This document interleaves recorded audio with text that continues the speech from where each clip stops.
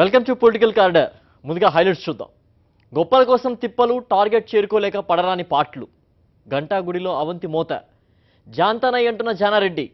కార్డర్లోకి ఎంట్రా, details చూద్దాం.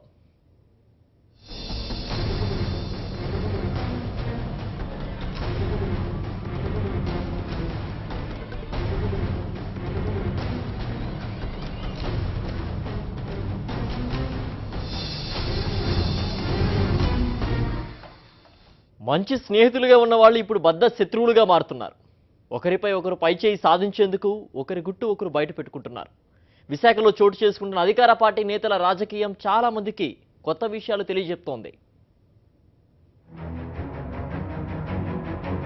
శత్రువులుగా మారుతున్న మిత్రులు.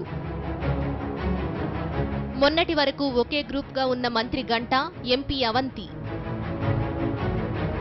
ఇప్పుడు ఒకరంటే ఒకరికి సరిపడని పరిస్థితి.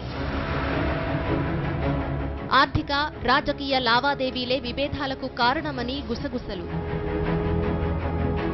సీఎంకు పరస్పరం ఫిర్యాదు. రాజకీయాల్లో శాశ్వత మిత్రులు, శాశ్వత శత్రువులు ఉండరనే నానుడి మరోసారి విశాఖ రాజకీయంతో రుజువైంది. మొన్నటి వరకు ఒక్కటిగా తిరిగిన మంత్రి గంటా శ్రీనివాసరావు, అనకాపల్లి ఎంపీ అవంతి శ్రీనివాస్ మధ్య ఇప్పుడు విభేదాలు తీవ్రస్థాయికి చేరాయి. జిల్లాలో ఒకరంటే ఒకరికి గిట్టని పరిస్థితి నెలకొంది. గతంలో గంటా, అవంతి ప్రజారాజ్యం పార్టీ తరపున అనకాపల్లి, భీమిలి నుంచి ఎమ్మెల్యేలుగా గెలిచారు. తరువాత ఇద్దరు నాయకులు 2014 ఎన్నికలకు ముందు టీడీపీలో చేరి అనకాపల్లి ఎంపీగా అవంతి, భీమునిపట్నం నుంచి ఎమ్మెల్యేగా గంటా విజయం సాధించారు. ఇప్పుడు ఇద్దరి మధ్య విభేదాలకు భీమిలి నియోజకవర్గం కారణంగా కనిపిస్తోంది. వచ్చే ఎన్నికల్లో భీమునిపట్నం నుంచి పోటీ చేసి భవిష్యత్తులో మంత్రి కావాలనే ఆలోచనలో అవంతి శ్రీనివాస్ ఉన్నారని సన్నిహితులు చెప్పుకుంటున్నారు. ఇది భీమిలి సిట్టింగ్ ఎమ్మెల్యే గంటాకు నచ్చడం లేదు. తన నియోజకవర్గంపై అవంతి కన్నేయడమేంటని గంటా ఆగ్రహం వ్యక్తం చేస్తున్నారట. 2014 ఎన్నికల తరువాత భీమునిపట్నంలో ఉన్న అవంతి ఆఫీసును గంటా శ్రీనివాసరావు, అనకాపల్లి, చోడవరంలో ఉన్న గంటా కార్యాలయాన్ని అవంతి శ్రీనివాస్ ఉపయోగించుకునేవారు. ఇప్పుడు విభేదాలు రావడంతో ఎవరి ఆఫీసును వారు వెనక్కి తీసుకున్నారు. ఇప్పుడు కొత్త కార్యాలయాలను చూసుకునే పనిలో ఇద్దరూ నిమగ్నమయ్యారు. ఇద్దరి మధ్య రాజకీయ కారణాలే కాదు, ఆర్థిక లావాదేవీలు కూడా విభేదాలకు కారణమని తెలుస్తోంది. భోగాపురం ఎయిర్పోర్ట్లో విస్తరణ వ్యవహారంలో గంటా తన భూములను అలైన్మెంటు నుంచి తప్పించి అవంతి భూములను పట్టించుకోలేదనే వాదనలు వినిపిస్తున్నాయి. ఎంపీ అవంతి, అవంతి యూనివర్సిటీని ఏర్పాటు చేయాలని చాలా రోజులుగా కలలు కంటున్నారట. దానికి గంటా సహకరించకపోగా అడ్డుపుల్ల వేస్తున్నారనే అనుమానం అవంతిలో ఉంది. మంత్రి, ఎంపీలు ఒకరి అవినీతిపై మరొకరు సీఎంకు ఫిర్యాదు చేసుకున్నారని తెలుస్తోంది.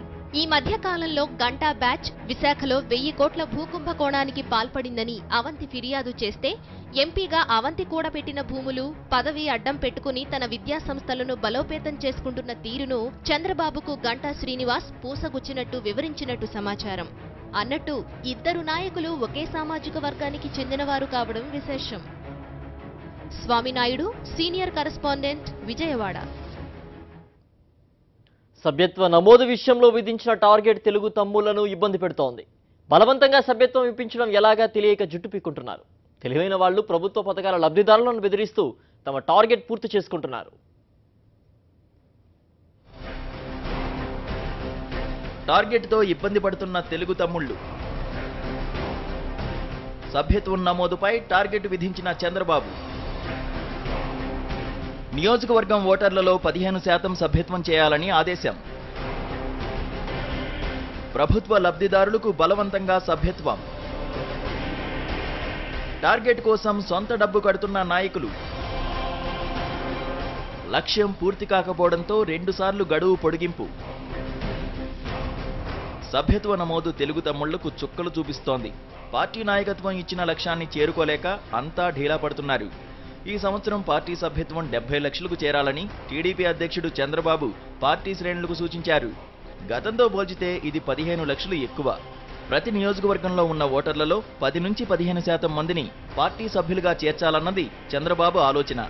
దీనికి నెల రోజులు సమయమిచ్చారు. ఆ గడువు ఎప్పుడో ముగిసింది. అనుకున్న లక్ష్యం చేరకపోవడంతో తమ్ముళ్లు తలలు పట్టుకుంటున్నారు. సభ్యత్వ నమోదు గడువును టీడీపీ నాయకత్వం ఇప్పటికే 2 సార్లు పొడిగించింది. 2 సార్లు గడువు పెంచినా సభ్యత్వ నమోదు కార్యక్రమం లక్ష్యాన్ని చేరలేదు. పార్టీ పెద్దలు మాత్రం లక్ష్యాన్ని సాధించాల్సిందేనని ఆదేశిస్తున్నారు. దీంతో తమ్ముళ్లు తెగ హైరాణ పడుతున్నారు.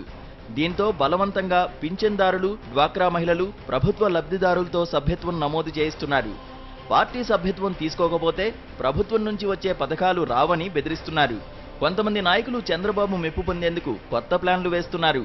డ్వాక్రా మహిళలు, పిల్లలు, వృద్ధుల నుంచి ఆధార్ కార్డుల జిరాక్స్లు సేకరించి వారి పేరు మీద టీడీపీ నాయకులే సభ్యత్వ డబ్బు కట్టేస్తున్నారు.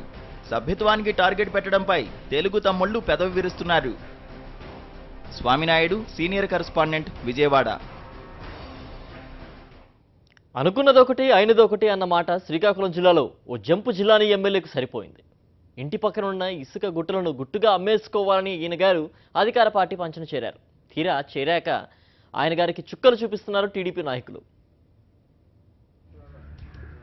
శ్రీకాకుళం జిల్లా పాతపట్నం ఎమ్మెల్యే కలమట వెంకటరమణ ఇసుక వ్యాపారం విశాఖ, శ్రీకాకుళం జిల్లా అధికారులకు సంకటంగా మారింది. దిశమారిన వంశధార ప్రవాహాన్ని తనకు అనుకూలంగా మార్చుకుని ఎమ్మెల్యే కలమట వైఎస్ఆర్సీపీ నుంచి టీడీపీలోకి జంప్ అయ్యారు. పార్టీ ఫిరాయింపును కప్పిపుచ్చుకునేందుకు ఇసుక మేటల సమస్య తీర్చడానికే పార్టీ మారానని గొప్పగా చెప్పుకున్నారు. మాతల, పొనుగొటివాడ మధ్య 8 లక్షల క్యూబిక్ మీటర్ల ఇసుక ఉన్నట్టు అధికారులు అంచనా వేశారు. వీటిని రైతులే స్వయంగా తొలగించుకోవచ్చని, తొలగించడానికయ్యే ఖర్చు ట్రాక్టర్, లారీ యజమానుల నుంచి వసూలు చేసుకోవచ్చని జీవో విడుదల చేశారు. పార్టీ ఫిరాయించినందుకు కలమట వెంకటరమణకు ఈ జీవోను కానుకగా ఇచ్చారు. ఆ జీవో అండతో కలమట వెంకటరమణ చెలరేగిపోయారు. రైతుల భూముల్లో ఇసుక తొలగింపు పేరుతో వంశధార నదీ గర్భంలో ప్రొక్లైన్లు పెట్టి రోజు 300 లారీల ఇసుక విశాఖపట్నం తరలించడం ప్రారంభించారు. నెలల తరబడి ఈ బహిరంగ దోపిడీ సాగింది. ఎమ్మెల్యే కలమట వ్యాపారం మంత్రి అచ్చెన్నాయుడుకు నచ్చలేదు. ఇది పార్టీకి చెడ్డ పేరు తెస్తుందని చంద్రబాబుకు చెప్పారు. విజిలెన్స్, పోలీస్, రెవెన్యూ, మైన్స్ శాఖలతో కలమట వెంకటరమణ ఇసుక వ్యాపారంపై మెరుపు దాడి చేయించారు. ఎక్కడికక్కడ లారీలు నిలిపేసి కేసులు పెట్టారు. శ్రీకాకుళం జిల్లా ఇసుక విశాఖపట్నానికి తరలించడానికి వీల్లేదని జిల్లా కలెక్టర్తో చెప్పించారు. దీంతో కలమట వ్యాపారం నిలిచిపోయింది. ఎమ్మెల్యే కలమట వెంకటరమణ పట్టువేడలేదు. చంద్రబాబు దగ్గర పంచాయతీ పెట్టారు. పార్టీలోకి తీసుకువచ్చి అవమానిస్తున్నారని వాపోయారు. దీంతో చంద్రబాబు ఈ వ్యవహారాన్ని గంటా శ్రీనివాసరావుకు అప్పగించారు. రంగంలోకి దిగిన గంట విశాఖ జిల్లా కలెక్టర్, మైన్స్ అధికారులచే మాతల నుంచి ఇసుక కావాలని శ్రీకాకుళం జిల్లా కలెక్టర్, గనుల అధికారులకు లెటర్ పెట్టించారు. విశాఖ జిల్లా నిర్మాణ అవసరాల దృష్ట్యా ఇసుక ఇవ్వాల్సిందేనని 2 జిల్లాల అధికారుల మధ్య సమన్వయం కుదిర్చారు. తప్పనిసరి పరిస్థితుల్లో శ్రీకాకుళం జిల్లా అధికారులు విశాఖపట్నానికి ఇసుక తరలించేందుకు అనుమతిచ్చారు. మళ్లీ ఇసుక రవాణా మొదలవుతుందని మంత్రి అచ్చెన్నాయుడు ఊహించలేదు. దీంతో మరో ఎత్తు వేశారు. విశాఖపట్నం అధికారులు, స్థానిక అధికారుల బృందం ర్యాంపు దగ్గర స్వయంగా పర్యవేక్షించి ఇసుక తవ్వకాలు జరపాలని జిల్లా కలెక్టర్తో చెప్పించారు. ఇసుక దారి మళ్లితే అధికారులదే పూచి అని బెదిరించారు. దీంతో విశాఖ జిల్లా అధికారులు భయపడిపోయారు. ఇసుక మాట దేవుడెరుగు, ఈ వ్యవహారంలో తలదూచితే ఉద్యోగాలు ఊడతాయని అధికారులు హడలిపోతున్నారు. మంత్రి అచ్చెన్నాయుడు, ఎమ్మెల్యే కలమట వెంకటరమణ వ్యవహారంతో శ్రీకాకుళం జిల్లా వ్యాప్తంగా ఇసుక తవ్వకాలపై నిషేధం కొనసాగుతోంది. మరి ఇసుక పిట్టల పోరు ఏ పిల్లి తీరుస్తుందో చూడాలి. యుగంధర్, కరెస్పాండెంట్, శ్రీకాకుళం. ఆంధ్రప్రదేశ్లో రాజకీయ కాక పుట్టిస్తున్న కాపు రిజర్వేషన్ల ఉద్యమం మలిదశకు సిద్ధమవుతోంది. చంద్రబాబు ఇచ్చిన హామీ కోసం పోరాటం చేస్తున్న కాపు నేత ముద్రగడ పద్మనాభం భవిష్యత్తు కార్యాచరణను ప్రకటించారు.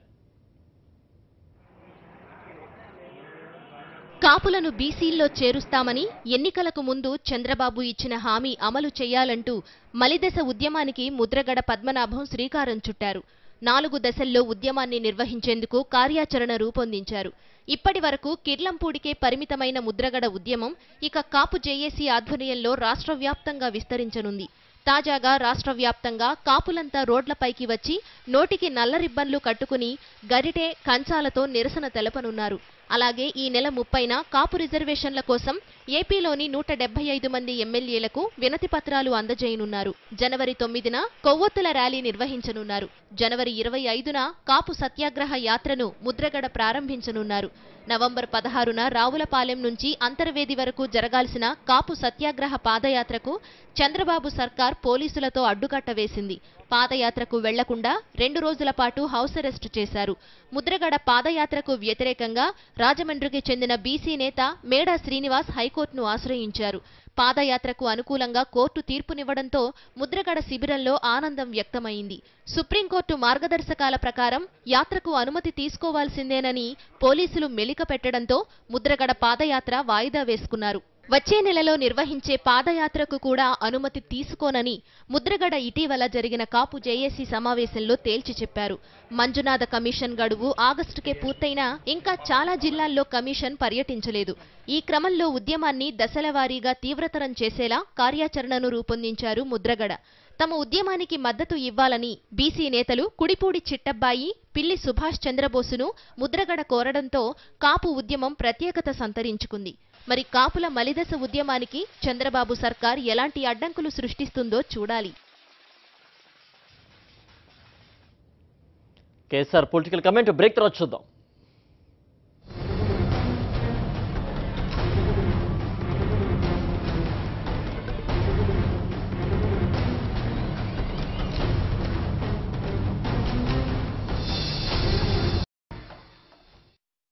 సినిమా హాళ్లు దేశభక్తికి కేంద్రాలా?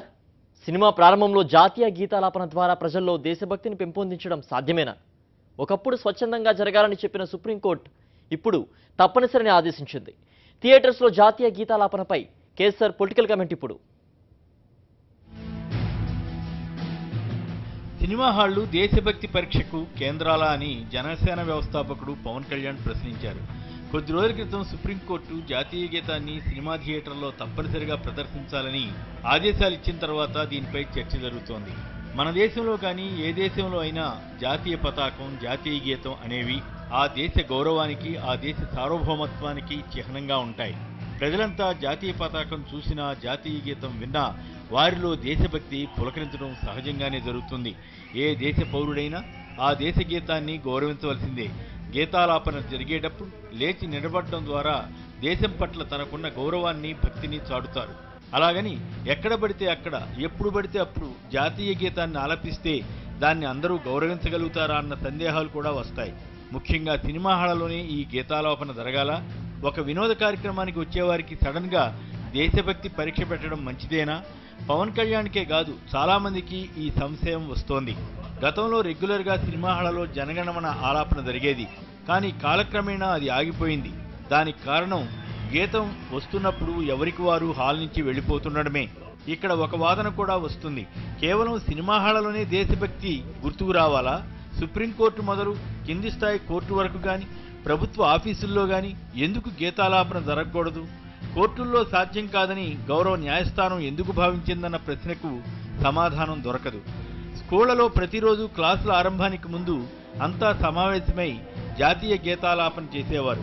కానీ ఇప్పుడు అన్ని చోట్ల, ముఖ్యంగా ప్రభుత్వ స్కూళ్లలోనే ఇవి జరుగుతున్నట్లు కనిపించడం లేదు. ఒకవేళ జాతీయ గీతాలాపన జరుగుతున్నప్పుడు ఎవరైనా లేచి నిలబడకపోతే ఎలాంటి శిక్షలు వేస్తారు? ఇటీవల కేరళ, తమిళనాడులో 2 చోట్ల దీనిపై వివాదాలు వచ్చాయి. గతంలో కేరళలో జరిగిన ఒక కేసులో జాతీయ గీతం వస్తున్నప్పుడు తప్పనిసరిగా నిలబడాలని, గొంతు కలిపి పాడాలని చట్టం లేదని సుప్రీంకోర్టు అభిప్రాయపడింది. 1971 చట్టం ప్రకారం జాతీయ గీతాలాపన జరుగుతున్నప్పుడు ఉద్దేశపూర్వకంగా ఆపితేనే శిక్షలు వేస్తారు. మహారాష్ట్రలో 2003లోను, ఆ తర్వాత కర్ణాటకలోను సినిమా హాళ్లలో జాతీయ గీతాలాపనను తప్పనిసరి చేశారు. కానీ అవి కూడా అంత సజావుగా జరుగుతున్నాయన్న సందేహం ఉంది. ఇది స్వచ్ఛందంగా జరగాలని ఒకప్పుడు సుప్రీంకోర్టు అభిప్రాయపడింది. ఇప్పుడు తప్పనిసరి అని అదే సుప్రీంకోర్టు అంటోంది. తెలంగాణతో సహా కొన్ని రాష్ట్రాలు దీనిపై నోటిఫికేషన్లు ఇవ్వలేదు. దాంతో కొందరు థియేటర్ల వారు సుప్రీంకోర్టు ఆదేశాలు వచ్చాక జాతీయ గీతాన్ని ఆలపిస్తున్నాయి, మరికొన్ని ఇంకా అమలు చేయడం లేదు. ఏది ఏమైనా ఒక భావోద్వేగానికి సంబంధించిన అంశాల్లో కోర్టులైనా ప్రభుత్వమైనా నిర్దిష్టమైన పద్ధతులు పెట్టుకోకుండా పోతే చివరికి ఆ ఉత్తర్వులు అమలు కాక మనల్ని మనమే అగౌరవపరుచుకున్నట్లు అవుతుంది. ఖచ్చితంగా దేశభక్తి ప్రతి పౌరుడికి అవసరమే. జాతీయ పతాకాన్ని, జాతీయ గీతాన్ని గౌరవించవలసిందే. కాకపోతే ప్రభుత్వ పెద్దలు, న్యాయస్థానాల పెద్దలు ఆచరించి చూపితే అది అందరికీ ఆదర్శంగా ఉంటుంది. నిక్కచ్చిగా వ్యవహరించడం నిజామాబాద్ కలెక్టర్కు ఇబ్బందిగా మారుతోందా? కలెక్టర్ కఠినంగా ఉండడం జిల్లా ప్రజాప్రతినిధులకు మింగుడు పడడం లేదా? సీఎం దృష్టికి తెచ్చిన తర్వాత పరిస్థితి మారనుతుందా? నిజామాబాద్ జిల్లాలో ఏం జరుగుతోంది?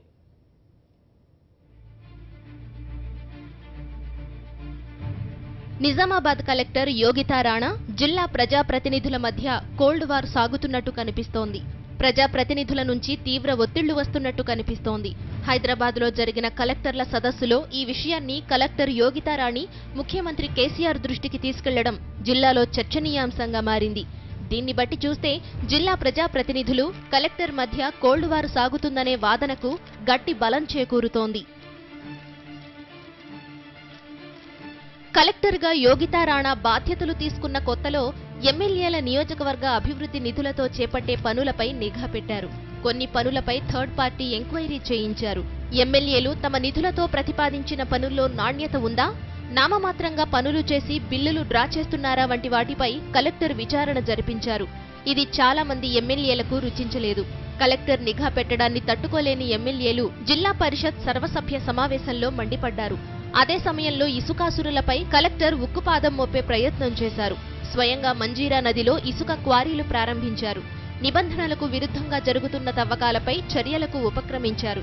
నిజామాబాద్ మార్కెట్ యార్డ్లో కమిషన్ ఏజెంట్ల అడ్డగోలు దోపిడీకి చెక్ పెట్టేందుకు డైరెక్ట్ పర్చేజ్ సెంటర్ను ప్రత్యేక చొరవతో కలెక్టర్ ఏర్పాటు చేయించారు.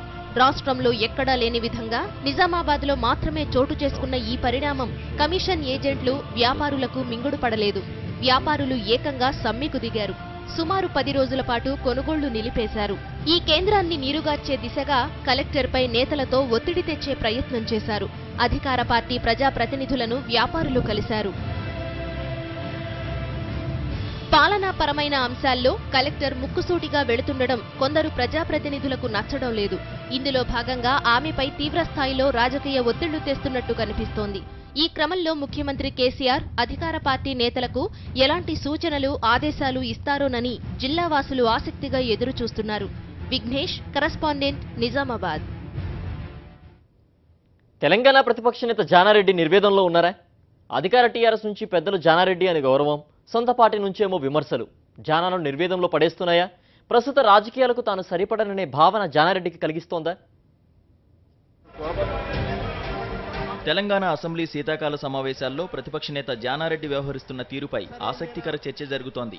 మెతక వైఖరితో జానారెడ్డి కాంగ్రెస్ ఇమేజ్ దెబ్బతీస్తున్నారనే మాటలు గట్టిగానే వినిపిస్తున్నాయి. పెద్ద నోట్ల రద్దుపై అసెంబ్లీలో జరిగిన చర్చలో బీజేపీ, టీఆర్ఎస్లను పల్లెత్తు మాట అనకుండా జానారెడ్డి మాట్లాడిన తీరు కాంగ్రెస్ ఎమ్మెల్యేలకు ఏమాత్రం నచ్చలేదు. ఫిరాయింపుల వ్యవహారంపై అసెంబ్లీ నుంచి సస్పెండ్ అయిన కాంగ్రెస్ ఎమ్మెల్యేలు విద్యుత్ సమస్యపై లఘుచర్చ కోసం సభలోకి వెళ్లొద్దని జానారెడ్డిని వారించారు. వారి సూచనను కాదని జానారెడ్డి విద్యుత్ చర్చలో పాల్గొన్నారు. సహచరుల సస్పెన్షన్పై బాధ, విచారం ఉన్నప్పటికీ ప్రజాస్వామ్య స్ఫూర్తి కోసం అసెంబ్లీ గౌరవాన్ని పెంచేందుకే తాను విద్యుత్పై జరిగిన చర్చలో పాల్గొన్నట్టు చెప్పుకున్నారు. జానారెడ్డి చర్య ప్రతిపక్ష నేతగా ఆయన స్థాయి, గౌరవాన్ని పెంచింది తప్ప కాంగ్రెస్కు ఎలాంటి మైలేజీ ఇవ్వలేదని వాపోతున్నారు కాంగ్రెస్ ఎమ్మెల్యేలు. ఈ సెషన్లోనే కాదు, ప్రతి సమావేశంలోనూ జానారెడ్డిది ఇదే తీరని కాంగ్రెస్ ఎమ్మెల్యేలు గుర్తు చేసుకుంటున్నారు. టీఆర్ఎస్ పై ఆయన దూకుడుగా వ్యవహరించలేకపోతున్నారనేది హస్తం నేతల ప్రధాన ఆరోపణ. ఇదే విషయాన్ని కాంగ్రెస్ ఎమ్మెల్యేలు చాలామంది ఆయన దృష్టికి తీసుకెళ్లారు కూడా. తానింతేనని, ఈ వయసులో ఇక మారేది లేదని సహచరులకు జానా ఖరాఖండిగా చెప్పారు. తన హోదా, స్థాయికి తగ్గట్టుగానే నడుచుకుంటాను తప్ప ప్రతిపక్ష నేతగా ప్రభుత్వంపై విరుచుకుపడడం తన నైజం కాదని పార్టీ నేతలకు జానా క్లాస్ కూడా తీసుకున్నారు.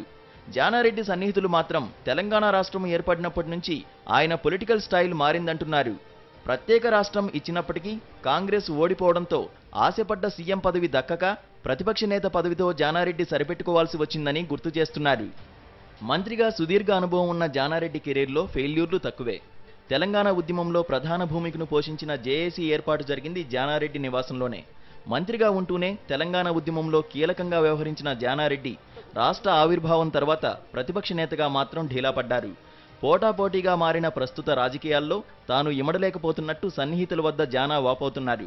ప్రతిపక్ష నేతగా తాను రాణించలేననే మాటను కొందరు ఎమ్మెల్యేలతో జానారెడ్డి చెప్పినట్టు తెలుస్తోంది. 2019 ఎన్నికల్లో పోటీ చేయనని చెప్తున్న జానారెడ్డిలో రాజ్యసభ వెళ్లాలనే కోరిక కనిపిస్తోంది. Sunil, special correspondent. గుజరాత్ అసెంబ్లీకి ముందస్తు ఎన్నికలు జరుగుతాయా? ఎన్నికలు 6 నెలల ముందు జరిగితే అధికార బీజేపీకి ప్రయోజనం కలుగుతుందా? హఠాత్తుగా గుజరాత్లో రాజకీయ హడావుడి పెరగడానికి కారణం ఏంటి? డిసెంబర్ 2017లో జరగాల్సిన గుజరాత్ అసెంబ్లీ ఎన్నికలు ముందే జరిపించేందుకు బీజేపీ ప్రయత్నిస్తున్నట్టుగా కనిపిస్తోంది. దీనిపై బీజేపీ, ఆర్ఎస్ఎస్ మధ్య చర్చలు తుది ఘట్టానికి చేరినట్టు సమాచారం. ఆర్ఎస్ఎస్ అధినేత మోహన్ భగవత్ 4 రోజులుగా గుజరాత్లోనే మకాం వేశారు. కనీసం 6 నెలల ముందే ఎన్నికలు నిర్వహించాలి అన్నది తమ ఆలోచన అని బీజేపీ వర్గాలు చెబుతున్నాయి. కొత్త ముఖ్యమంత్రి అభ్యర్థిని కూడా ప్రకటించే యోచనలో బీజేపీ ఉన్నట్టు తెలుస్తోంది. విజయ్ రూపానీ సీఎంగా బాధ్యతలు చేపట్టి 6 నెలలు కూడా కాలేదని పార్టీలో అభ్యంతరాలు వ్యక్తమవుతున్నా ఆయనకు ఎన్నికలను ఎదుర్కొనే మాస్ అప్పీలు లేనే లేదనే భావన బీజేపీలో వ్యక్తమవుతోంది. కాంగ్రెస్ ఆమ్ ఆద్మీ పార్టీని ఎదుర్కొనేందుకు ఓబీసీ వర్గానికి చెందిన వ్యక్తిని సీఎం అభ్యర్థిగా బీజేపీ ప్రకటించే అవకాశం ఉంది. గుజరాత్ జనాభాలో దాదాపు 45% మంది ఓబీసీలే. రిజర్వేషన్ల కోసం పట్టుబడుతున్న పటేళ్లకు వ్యతిరేకంగా ఓబీసీలంతా ఒక్కటైతే తమ పంట పండినట్టేనని కమలనాథులు అంచనా వేస్తున్నారు. 182 స్థానాలున్న గుజరాత్ అసెంబ్లీలో బీజేపీకి ప్రస్తుతం 123 మంది ఎమ్మెల్యేలున్నారు. నోట్ల రద్దు కారణంగా తలెత్తిన అసౌకర్యాలు కొద్ది రోజుల్లోనే తొలగిపోతాయనే భావన గుజరాతీల్లో కనిపిస్తోంది.